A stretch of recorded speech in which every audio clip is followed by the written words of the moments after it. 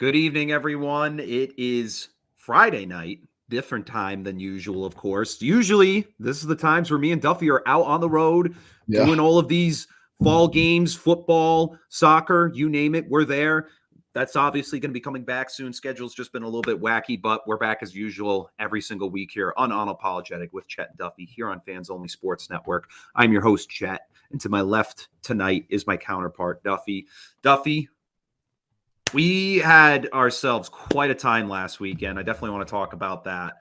Specifically, me and you in real life, or like football in general? We'll go with football. Real life might be a little too inappropriate to talk about on the show, per se. Me and Chet, though, in real life football, mix of both. We had a great game, North Kingston LaSalle last Saturday. Great playoff matchup. Got moved to 2 p.m. It was supposed to be a 6 p.m. kickoff, so we had a good Friday. Friday was Veterans Day. That's why I had no school. Good little afternoon kickoff, and me and Chet, we got after it afterwards. But what a Sunday it was for football. It's a great That's a Sunday. good word for it. We had very good games this past week, especially that Bills-Vikings game to oh my God, put the Bills in third place in the AFC East. We love to see it as Pats fans. And let's give a round of applause first to the Minnesota Vikings for actually doing that, because I'm going to be honest. No one expected it, man. No. And to be honest, I was watching it with my brother, and before either team scored, I said to Matt, I'm like, the Bills are going to kill them. They're gonna. This is the best team, hands down. And I mean, I guess we'll get into it a little bit with that. Just to open the show up. I didn't expect it, but we have to. We have to talk about it now. I kind of want to pull this up. I mean, just by the way the game transpired, it was a 1:00 game, and Josh Allen coming off the injury and everything. People weren't really we're almost expecting, was it Case Keenum to come in and play and be the starter for the Buffalo Bills? And the Bills did everything you expected. They led 24-10 at half.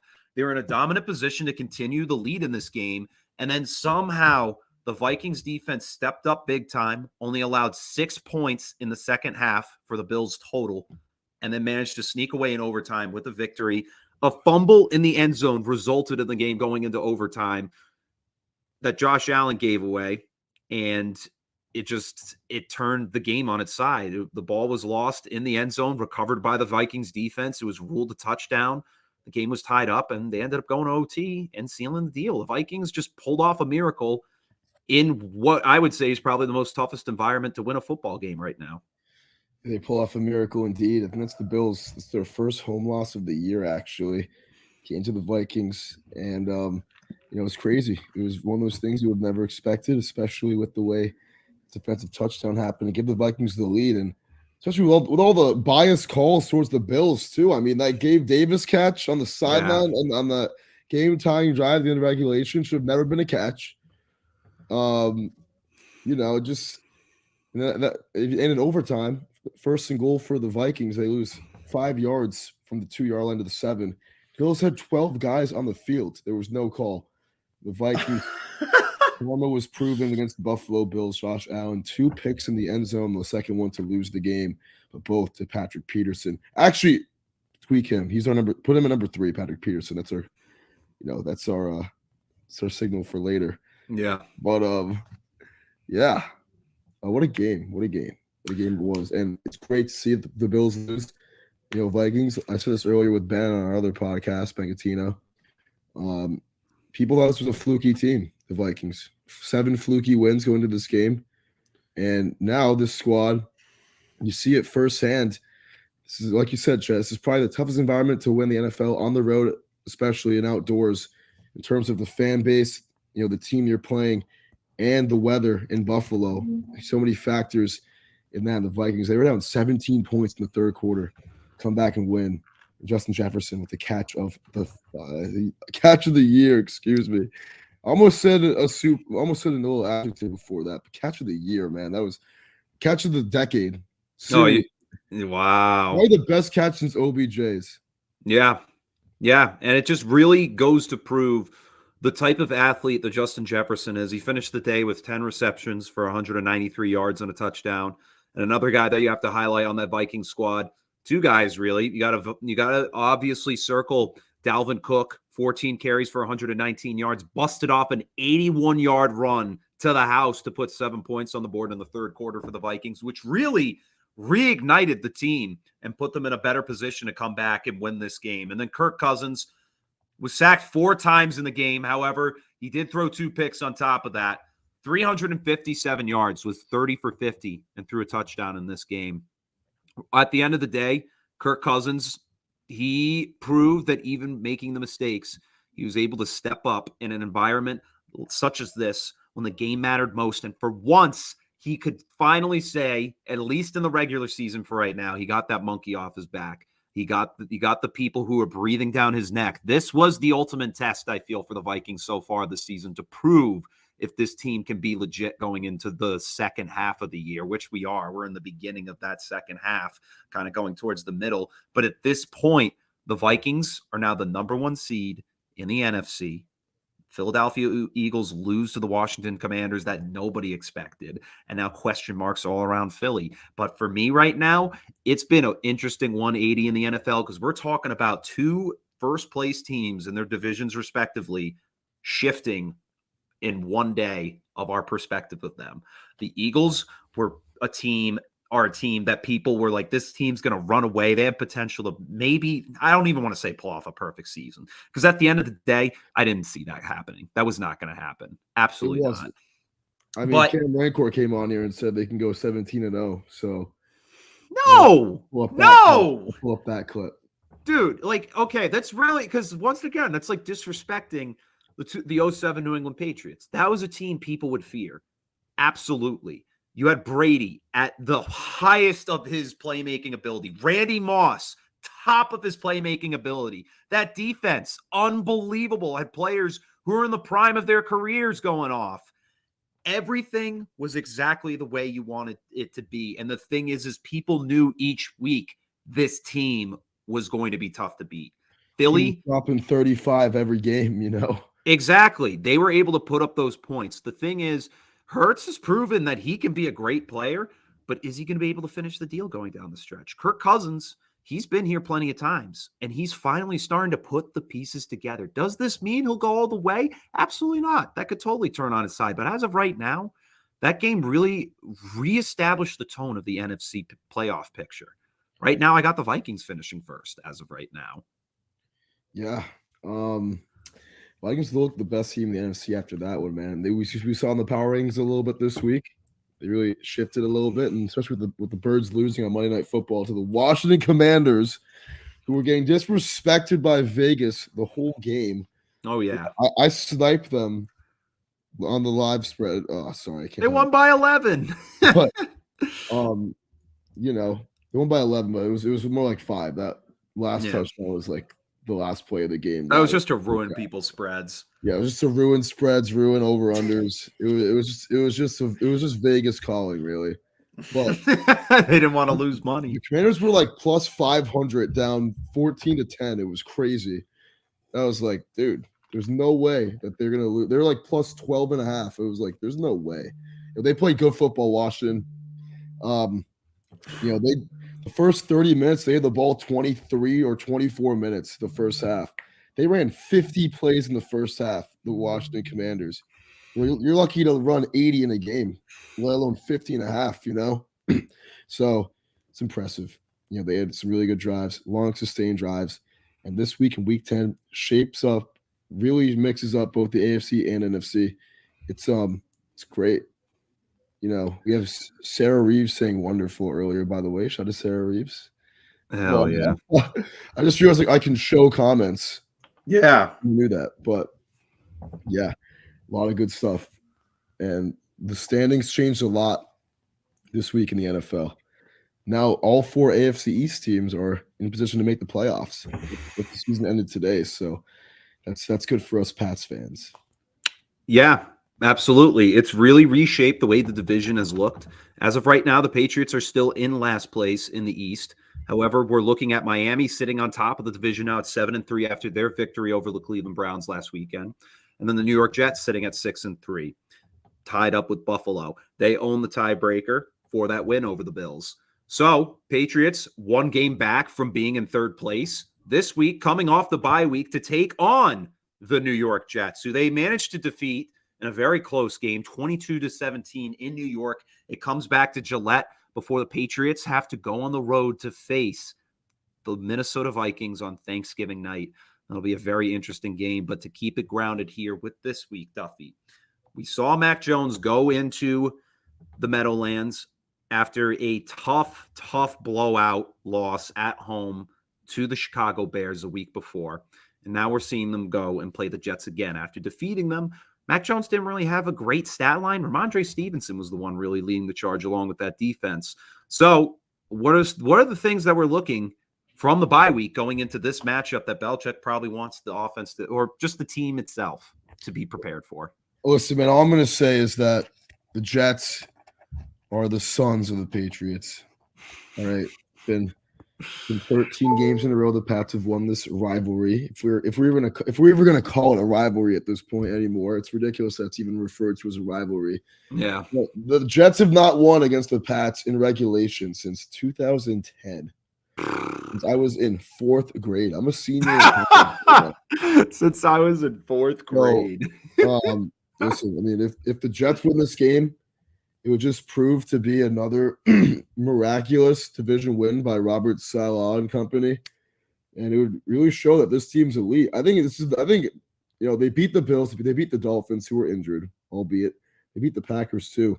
I think if they beat the Pats and move to 7-3 and put the Pats down to 500 and are really in the thick of this AFC East, I think this would be the turning point of their season in the best way possible, and this would really prove that they're legit. They're a contender. They're a top dog, but in the AFC at least. But realistically, I mean, Belichick off a bye against the Jets. It's 2 of his favorite, recipes coming in for a great meal this Sunday. And no pun intended, of course. And sooner than later, you're gonna see how much I like the Patriots this week. But hey, man, I think this is definitely a Patriots game to win at Gillette. Jets have not won at Gillette. I'm trying to think of the last time they did. 2008, 14 years. Brett Favre, Matt Castle. Yeah, that is a crazy stat there. And that'll be the day. I've actually seen the Patriots play the Jets in Foxborough. It was one of the last times we saw the last few seasons of Tom Brady in New England. I saw him beat the. What year was that? I want to say like 2018. Was that the last week of the season? Yes. Was that when James Harrison was on the Pats and he sacked Bryce Petty? I think so, yeah. When Bryce Petty started? Yeah. New Year's Eve, right? Was it? I don't know. It was week 17. That's all I remember. Was the last week of the season. Was it Cam Newton? No, it wasn't Cam. There was no fans. It was still Tom Brady. You're right. Yeah, it was probably 2017. Yeah, something like that. The Patriots literally own the Jets. That's just the way it's always been. Or 2018, actually, maybe. Sorry. Yeah. Probably. But my thing is definitely they have to get the ground game going again with Damian Harris and, of course, Ramondre Stevenson being the RB1 guy going forward. Pass defense needs to be strong. Zach Wilson has shown some bright sides in his games, has put up over 300 yards. He did against the Patriots a few weeks ago. However, he has 5 interceptions to back up against his 4 touchdown passes. He's just been too inconsistent all year. And I think if the Pats secondary is going to do what it usually does, which is hold up very well against opposing pass offenses in certain ways besides giving up yards, I think they're going to have to really stack the box against Robinson and Carter because the Jets are going to try to exploit that run defense as much as possible.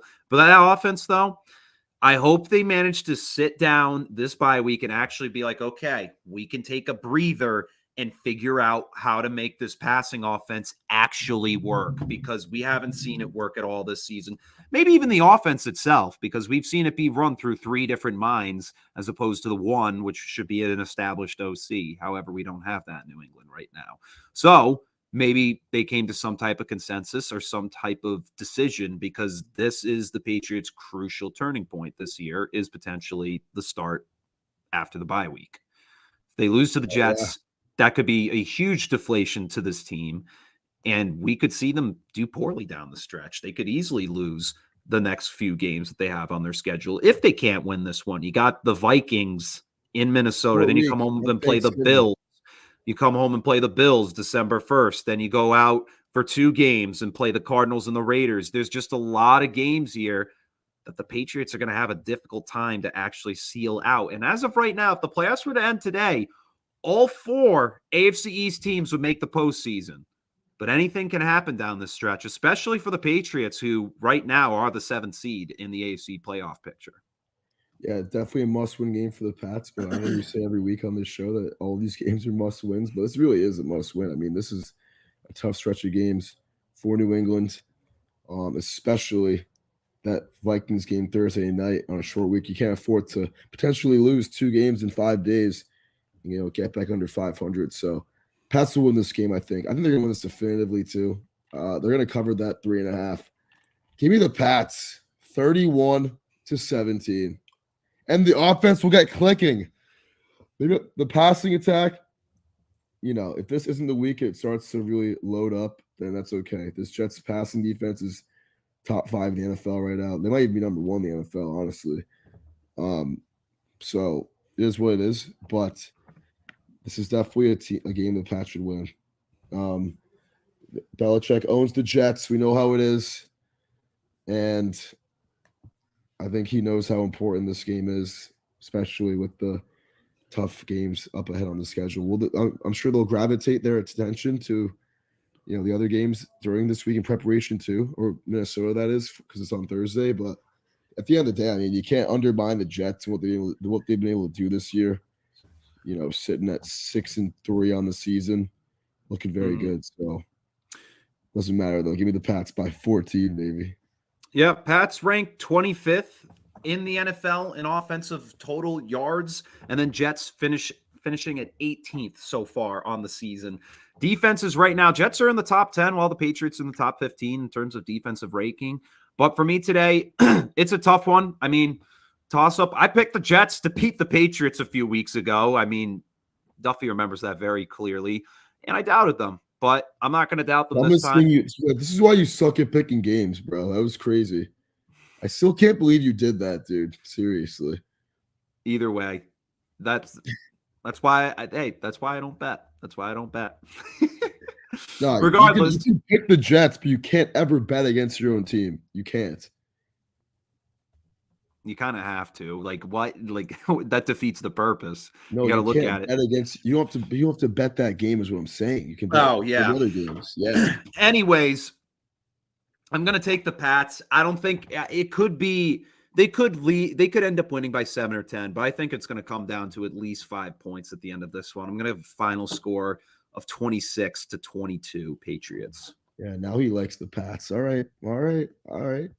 I think it's just it's a funky score. Yeah, I just think it's going to be one of those games where defenses are going to play a lot tougher than we expect, and it's going to result in a lot of field goals going back and forth between both sides, and potentially maybe a missed PAT or 2. So that's 2. Okay. Yeah. So that does it for our segment here on the New England Patriots, and we will hopefully see them move up to 6-4 on their season and move up a step and lead the Jets now by 2 games. Or beat them, basically sweep them in the division standings. So now we'll take a look at Thursday night's game last night. And this one, a lot of people are a little unsure of how to look at it going into the start of it between the Tennessee Titans and the Green Bay Packers. Packers managing to come back last weekend in overtime, defeating the Dallas Cowboys after being down 28-14. Final score 31-28 in OT. Aaron Rodgers helps the team get back to where it needed to be. And Titans take care of business last weekend. It was against Houston, I want to say. Yes. No, it was against Denver. Denver, yeah. And then also a very low-scoring game. And the past few weeks, Titans have only scored average below 20 points, I'd say, each of their last few games they've played. However, going into Lambeau, this team somehow managed to turn it around. Ryan Tannehill throws for over 300 passing yards, threw for 2 touchdowns, even though he was sacked 3 times in the affair. Derrick Henry ran the ball once for a score and passed a touchdown in the back of the end zone to Austin Hooper. Hooper finishing the day with 2 TDs. Treylon Burks, though, for the Titans, 7 catches for 111 yards, having a 51-yard scramble And Aaron Rodgers finishing the night with no interceptions, no mistakes, had 227 passing yards for only 2 TDs. But the offense couldn't click. The run game was shut down. Aaron Jones led the team with 40 yards rushing. And through the air, Randall Cobb only led with 73 receiving yards. Christian Watson, the breakout player from last week, who had 3 touchdowns at both the Packers touchdowns last night. And the Packers, honestly, just looking at them play offensively, they just don't have it. They really don't.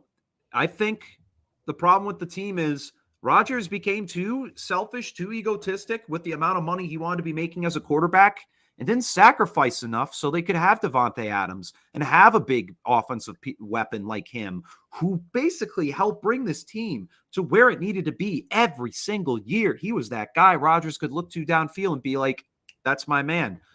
I think we're really starting to see that without a true number one guy, this Packers unit is just not going to be sustainable this season.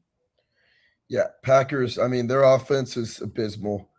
They got a nice scoring drive early on in the game, and it kind of made you think a little bit. They're going to continue their magic from the end of last week's game against the Cowboys, but it didn't really happen because it didn't really formulate.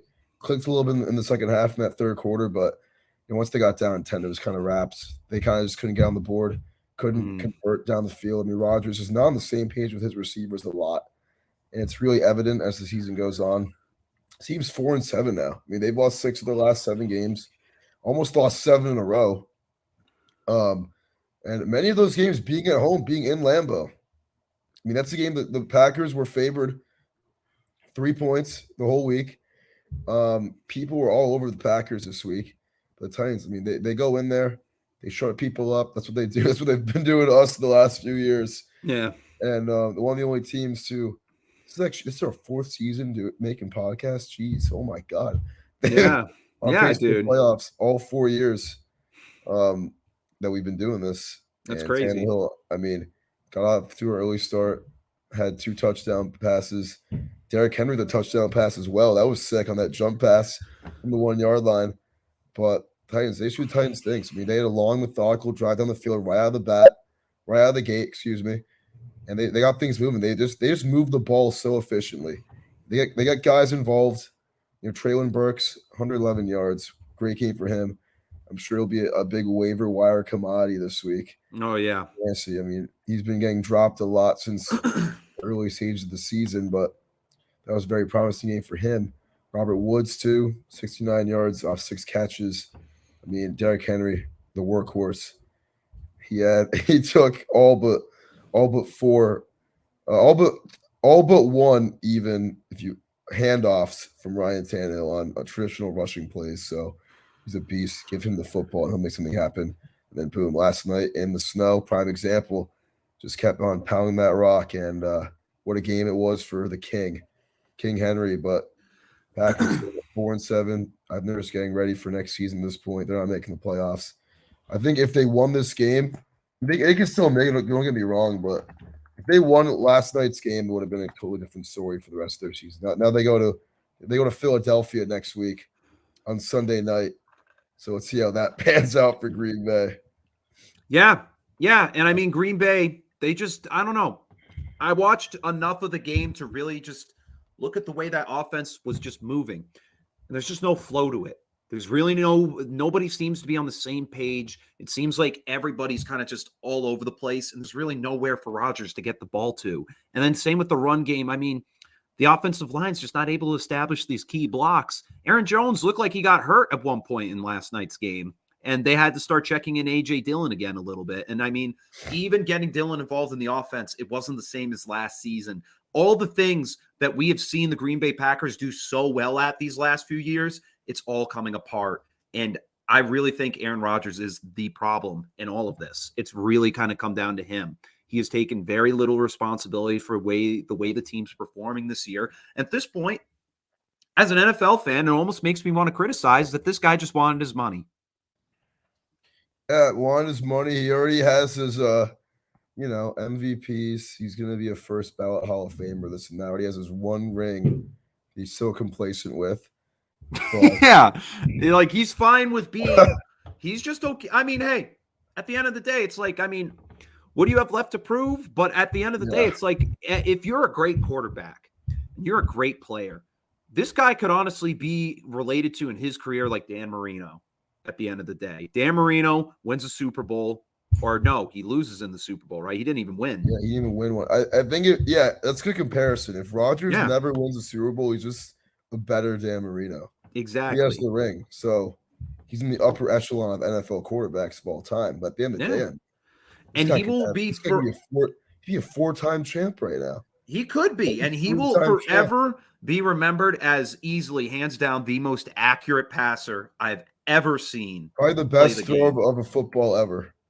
Hands down. Even close. I mean, no. He makes the throws, and he's the most turnover-free quarterback we've ever seen in terms of throwing picks. He's thrown less than 100 interceptions in 15 years starting, which is ridiculous.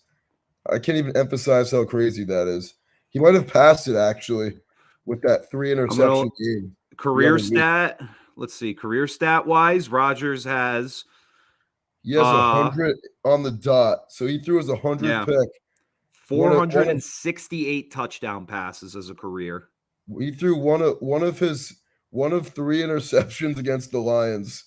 Was his 100th pick, his last one. The crazy part about this, Tim, is he's 4th in the league in passing yards and 3rd in the league in passing touchdowns this year, and his team is still sitting at one of the worst records. The thing is that Rodgers' stats, they don't even tell the whole story. They really don't. And that's the crazy part that you have to take into perspective is just the way the team has just operated, the pieces that they've moved on from. You let go of Zadarius Smith. He starts having a arguably defensive player of the year like season in Minnesota. Devontae Adams, he's having big games on a team that he honestly shouldn't even be on at this point. I feel so bad that he had to get traded to Las Vegas because that team is just... He wanted to go there, so... I know. They weren't going to pay him what he wanted. Hey, likewise, he wanted his bag too. He wanted to play with his boy, and he got what was coming for him. Yeah, he got his money too. But regardless, at the end of the day, when I look at the Packers, this was something that people feared and that I feared since the year they lost to Tom Brady in his first season with the Tampa Bay Buccaneers in Lambeau. This was the team that we circled and said, Packers are going to the Super Bowl. Tom Brady is not going to make it. He's going to fall flat and short potentially. And even though he threw 3 picks in the game, the Packers still choked. And then that was when the clouds started to develop and people were saying the cap is going to explode. They're going to have to make a decision at some point because they have literally no cap room. That season, the only player they could re-sign was Aaron Jones. They couldn't sign anybody. That's how bad this team was doing. And then last season, same story. You only get Rodgers back. You kiss your star receiver goodbye in a year that once again, the Packers were one of the top teams in the NFC and still couldn't go to the Super Bowl. Yeah, it's crazy. I mean, the last 3 years for Green Bay was really their championship window. And it's kind of just appeared. Like you said, they couldn't keep their core pieces, their core members, and a lot of that. To rewind to your initial point, goes to that Aaron Rodgers $200 million whale extension this summer to keep him until his age 42. Whale extension. I love that term. Just crazy. I mean, the way they've been built has not been great. No. Especially when they picked Jordan Love in the draft. Oh my God. In the first round. But hey, it happens. Rodgers, I mean, I think he's got some more years in him. I don't think he's going to end his career like this. But if he did, I wouldn't even be surprised because he's Aaron Rodgers and he's so complacent. So his legacy is already set in stone. And dude, that's the funny part because if he were to retire, they'd still have to pay him the rest of his contract. And the team's still screwed for the next few years. Yeah, literally. He still has the best career pass rating of any quarterback ever. Yeah. 104. He's a beast. He's the only quarterback in his career, quarterback rating over 100. Yeah. He's a legend. But at the end of the day, I mean, he doesn't look like he's really happy out there when he plays or that he really wants to win games. No. So obviously he wants to win games, but he just has bad body language. Yeah. And especially this season. Just tough. I mean, they should be a way better team than they are, Green Bay. Yeah. And this is a team that has won 13 games each of the last 3 years. They might. They'll be lucky to hit half of that this year. So Yeah. But enough of the Packers. We got to talk yeah, about the Titans real go quick. with Green Bay. I mean, Suck. this is a statement game for the Titans, I feel, going into this part of the season. You look at the schedule right now, they've won 2 straight after losing to Kansas City in a very close game, 20-17. They play the Bengals next week and fall by the Eagles and the Jaguars and the Chargers. And then they finish off the season against the Texans, the Cowboys, and the Jags. These are very winnable games for this team. And Mike Vrabel has really proven that despite getting rid of his best weapon, that this is still the best team in the South, without a doubt. Like, the defense has just played exactly the way you need it to. They've got a solid front seven, a secondary that doesn't give up a ton. I mean, they held Rodgers to under 300 last night, I believe. That's really something to put forward and say this is something the team did Not well really. on. Not really, but still, I mean, you're right. It's good defense. It's good The last defense. few years. I mean, they used to be one of the worst third down defenses the other year. Kind of cost them, of being a better team. But last year, they won the best in the entire NFL, got the 1 seed. And hey, this Titans team, you never know. They might creep up to that 1 seed again this year. A lot of winnable games, like you said, a lot of tough ones too. Got some battles, some will testing ones against the Eagles and the Bengals. The next 2 games for them, so that'll be tough. And the Cowboys in Week 17 on Monday night. That's gonna be a sick game actually in Tennessee. But yeah, hey, they're legit. They're legit, and I've been seeing it the last few weeks, especially with the way they were able to even almost beat KC. That was a legit performance by the Titans. They should never even been in that game. 14-point underdogs with a quarterback who threw for 80 yards in the game, and 50 of them came on one play. Yeah. Crazy stuff. Mike Vrabel, he's one of the most elite coaches in the league. I think he's in the top 3. And it's amazing. It's finally somebody from the Belichick pedigree is finally being successful. But he didn't even coach for the Pats. That's the funniest part. I know. Well, I mean, he came from the system in terms of as a player. He played his whole career in New England. A little for the Pats, but I'm not even sure. I think he coached for the Chiefs. I know that. But yeah, I mean, the Titans are legit, dude. Yeah. And it's cool when you have Derrick Henry too, though. Mm-hmm. But they can do it on both sides of the ball. There's an old school, ground and pound team, 3-and-D, I guess, in terms of basketball. Yeah. Little analogy there, but hey, getting Tannehill back, if he plays like he did last night, the rest of the year, then watch out for this Titans team. They could be a little sleeper. Yeah, and playoffs.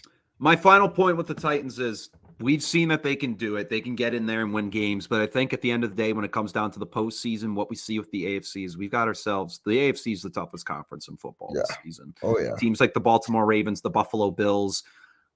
I'm trying to think who else off the top of my head potentially. Bengals, Ravens. Bengals. Well, I did mention, Baltimore.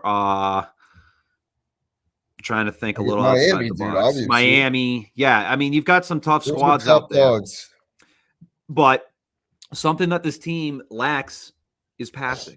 The run game's there, and that's the thing they're going to have to figure out. But I think they're slowly starting to figure that out. I mean, Treylon Burks had himself a great game last night, and then Nick Westbrook-Akeen had a great game the week before.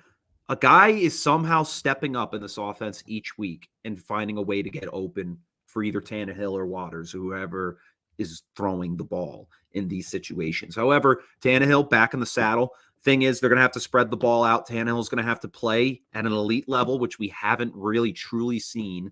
We've just seen flashes of it at times, but Tannehill's a mediocre quarterback at best, if I'm being totally honest. Mediocre, but he won't win you a championship. Lucky for a playoff game. They won 2 the other year, but yeah. Hey, I mean, no one thought that Burrow was going to lead the Bengals to the Super Bowl last year before the season started. Tannehill's already in like year 11, different scenario. But yeah, I mean, when you have a guy like Derrick Henry helping you out and a defense like that, and head coach like that, hey, I mean, this could be another 4 seed to the Super Bowl this year. I don't know. I'm low key on the Titans train, low key. Yeah, but yeah, like you said about the passing game, last night they kind of figured it out a little bit. Looked very promising, especially on that first drive. It was a great first drive. Had a lot of good pass plays on that drive. And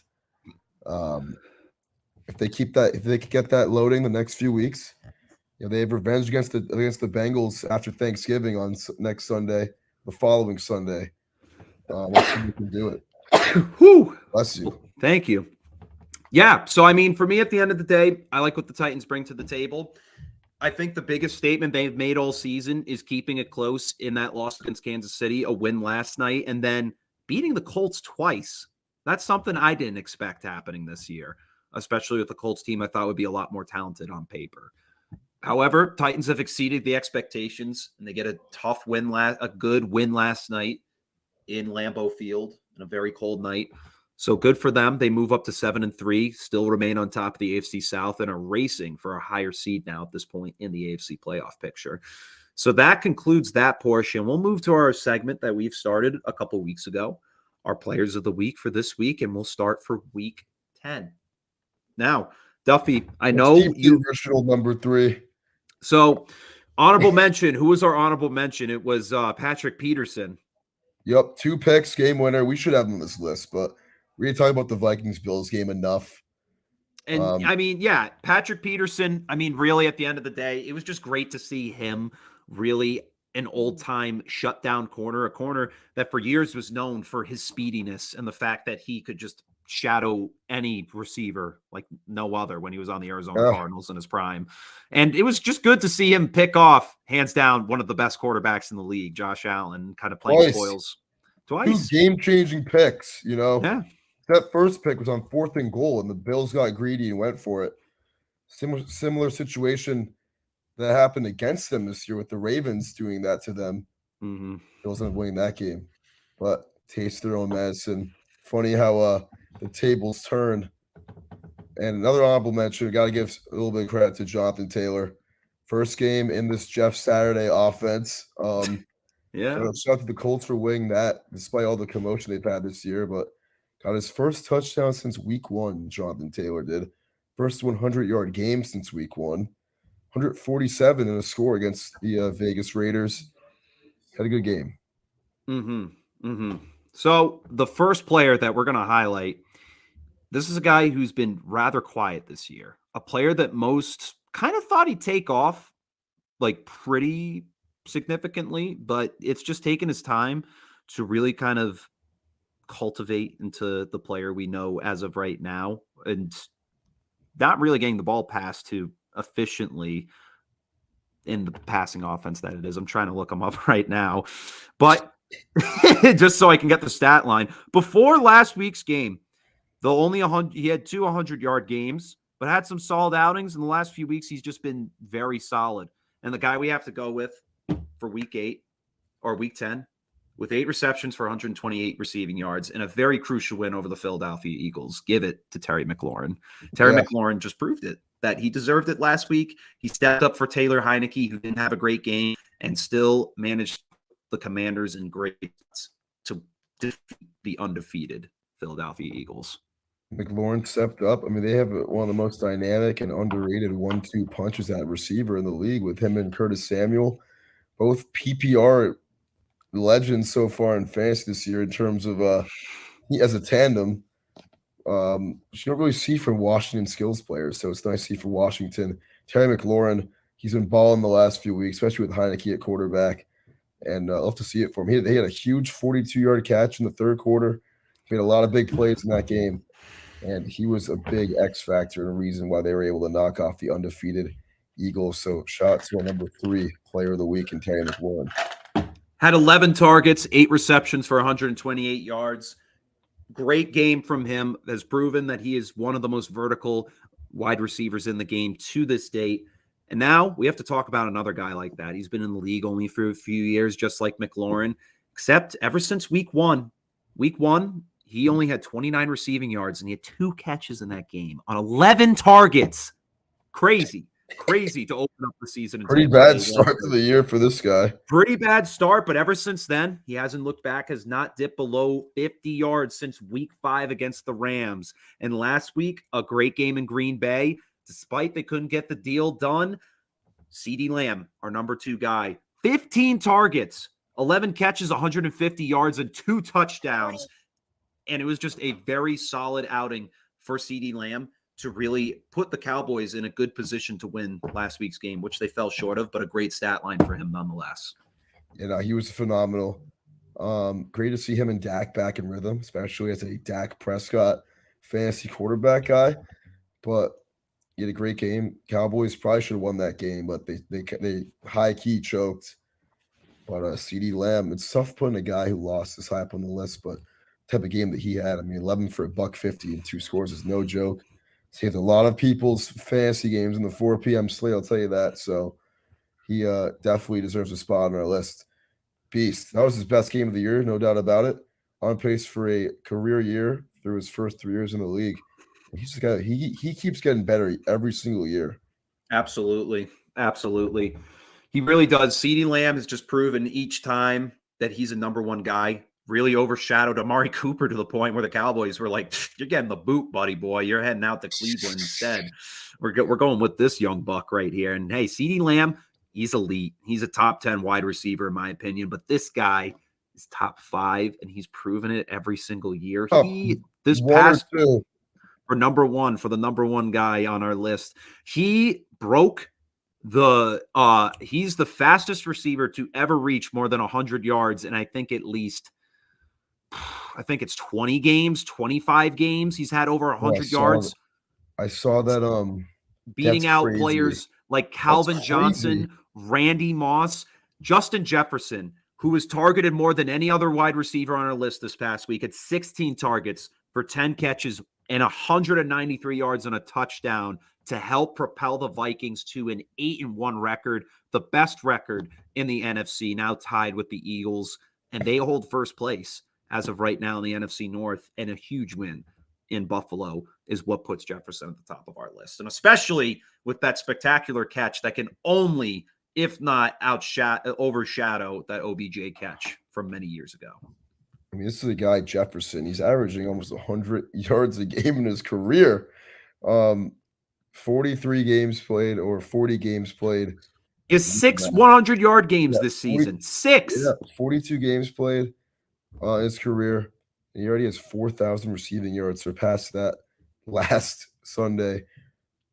Surpassed 1,000 on the year this Sunday as well. This is the guy who cemented the gritty in pop culture. I know, and his first ever touchdown. He's so consistent. I'd say he's the second best receiver in the NFL right now. I got to give a nod to Tyreek. Yeah, Hill, and Josh Jefferson. He surpassed Tyreek Hill for the Offensive Player of the Year favorite after that performance on Sunday. But he is definitely Player of the Week. I mean, he made the best catch since OBJ. I think it's pretty undoubted about it. And just phenomenal play, phenomenal football player. Came up huge for his team, even after that catch too. Had several other big catches. Had that huge one in overtime on the sideline, set him up first and goal. Had that huge one at the end of regulation. Took a huge shot over the middle too right afterwards. Beautiful. He's a great football player. Beautiful player to watch play the game. And I was giving out some crap this week or this summer to people who were taking Jefferson at first, second, third overall in fantasy. All I gotta say is good job. So I don't have him in any league. So it's I would have picked him. If not for auto draft, but I got Derrick Henry. You were gonna pick him, but who'd you pick again? Yeah, it auto drafted Henry for me. Henry. Dude, I was gonna pick I had him in one league last year, was what I was gonna say. But I traded for him. I think I traded I don't even remember, but I definitely won the deal. But He's a beast, Jetta's, and he's just getting better, man. He's looking like a real Hall of Famer, genuinely. I mean, you have to give credit. 40 games played, and he's averaging 100 yards a game. That's absurd. It's absurd. Absolutely. Makes literally no sense. It doesn't. It really does not make any sense, to be honest, of how he's doing this. For a guy born in 1999, he's younger than you. I know, bro. 2 years younger than me. This guy's crazy, bro. Catching dimes. It's unbelievable. I'm at that age now where I can look at these guys and be like, I'm their age now. I know, it's just crazy to think about. It is. It is. It truly is. Mess with your head a little bit, for sure. Anyways, that concludes our top 3 players of the week for week 10. Justin Jefferson, a big congratulations to him on a huge win against the Buffalo Bills to move the Vikings up into the power rankings and into the stratosphere, really, in the NFL as of right now.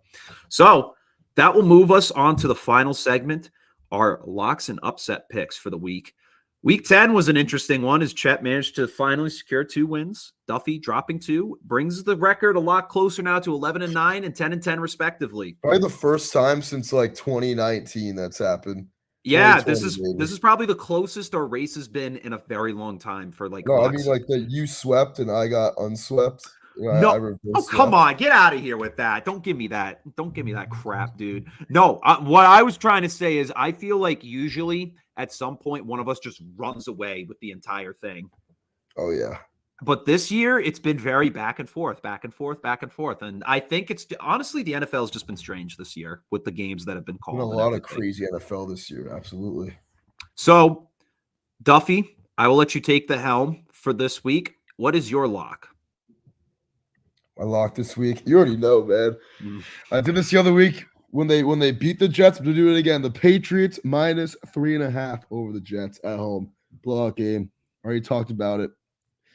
Pats win this. Pats blow out of the water. I gotta knock on some wood, actually.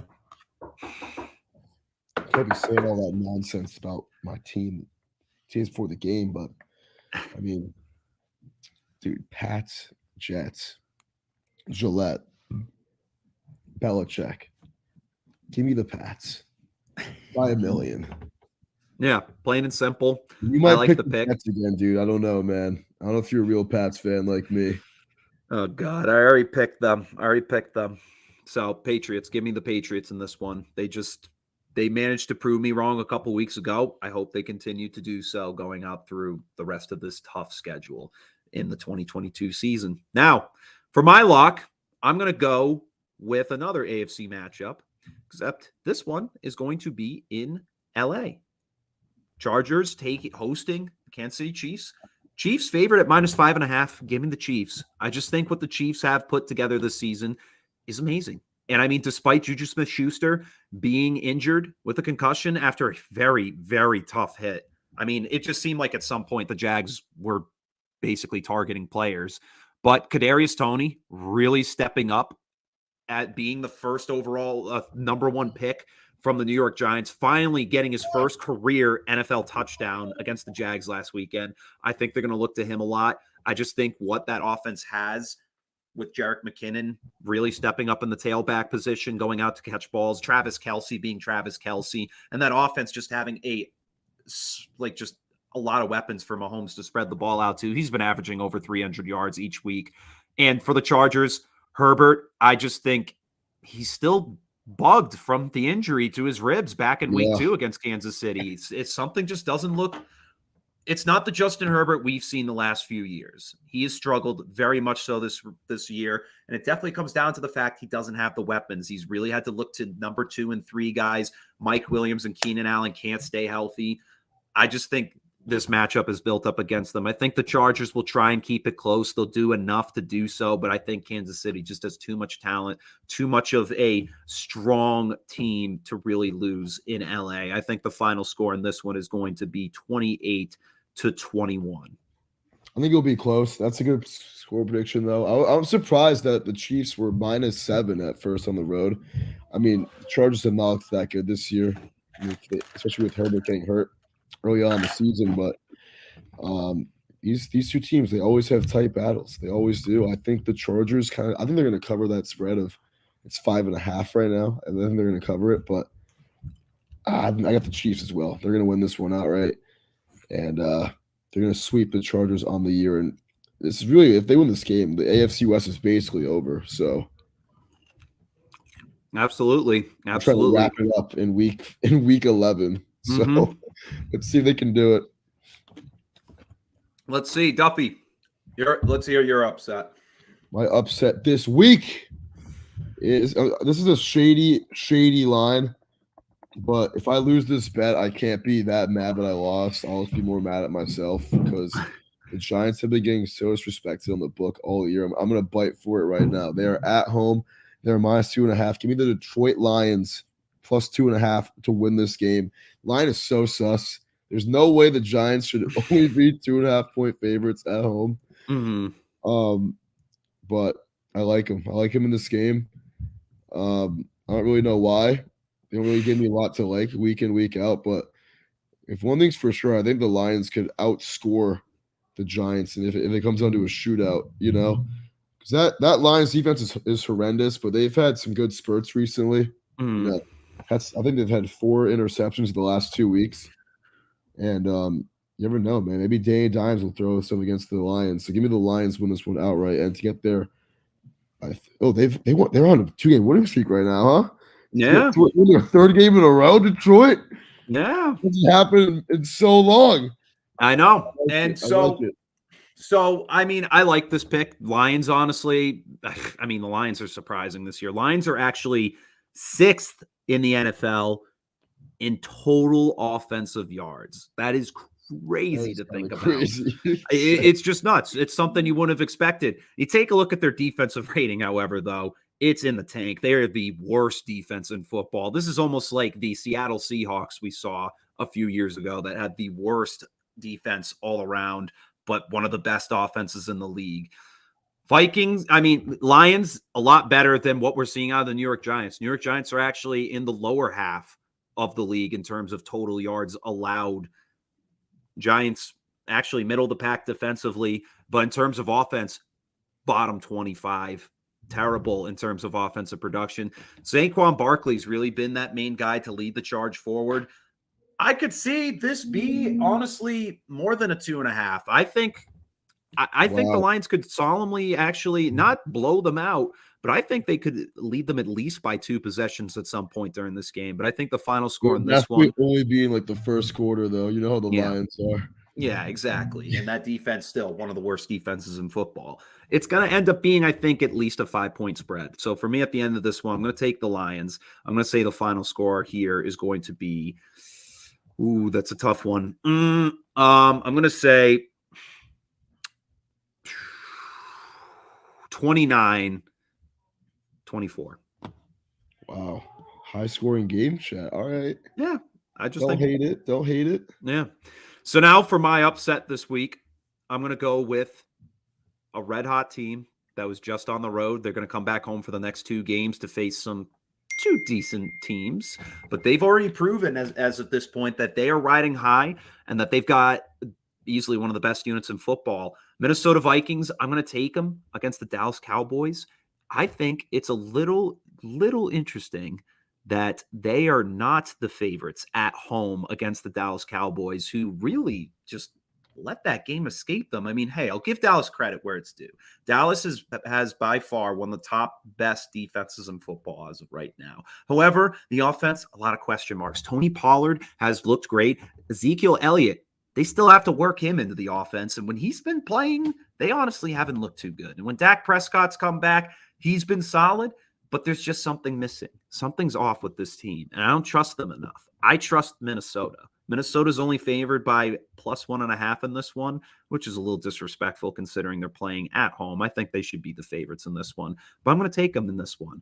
I like what the Vikings put together last weekend. It's going to be a close game, though. It's going to be similar to that Green Bay number, but the Cowboys are going to leave there. They're going to walk out of that stadium with their heads to the ground and not understanding why they just couldn't win it in the Midwest against a mediocre team and then one of the best teams in the NFC. Give me the Vikings in this one by a final score of 34-32. Honestly, man, this is definitely the sus line of the week part 2. Yeah. The Vikings getting a 1.5 at home is crazy. That's why I love Dallas. Dallas is going to win this game outright. It's really going to shake up the NFC playoff picture even more again. Dallas, if you remember the last 2 years, they've went to Minnesota each of the last 2 years with a backup quarterback, Andy Dalton and Cooper Rush. They won both those games. It's going to happen again this year with Dak Prescott finally getting back at the Vikings. Cowboys and win this one. This is going to be a high-scoring game. I think it's going to be like 34-31. It's going to be like a game of the week type of thing again, in my opinion. And, dude, I'm going to take the Cowboys on the road. Getting their 7th win of the year. They need a win. And that was a tough loss last week. They can't lose back-to-back like that. against NFC North opponents. So give me Dallas. 34-31. I like Dak. This Vikings D definitely has not been great. The secondary has not been great this year. They've won close games by the thick of their I don't even know the thick of their skin. I know what you're trying to say. The skin of their tongue. The skin of their tongue, whatever. Yeah, that's the analogy. You Minnesota's almost had it. Minnesota's just so due to lose, bro. It's crazy. They're gonna lose one of these games. I think this is the one that Dallas really exploits that Minnesota defense. All right. That's a solid decision right there. We'll see how it pans out. The playoff race is getting much more interesting in the AFC and the NFC as time goes on, and the race for the best record in locks and upsets only gets juicier as time goes on. Once again, Chet sitting at 10-10, Duffy at 11-9 going into week 11 picks. We'll see who will take the edge this week and how things will shape up the rest of the year. But until then, thank you all for tuning into this week's episode of Unapologetic with Chet and Duffy here on the Philly Sports Network. Go follow Instagram at CHE298 and at T.J.D on Instagram. All lowercase. No caps at all. Just like no cap. Like you can do caps on Instagram, but you know. I know. But anyways, thank you all for tuning in. We will catch you all next week. This is Chet and Duffy signing off. And as always, go Pats.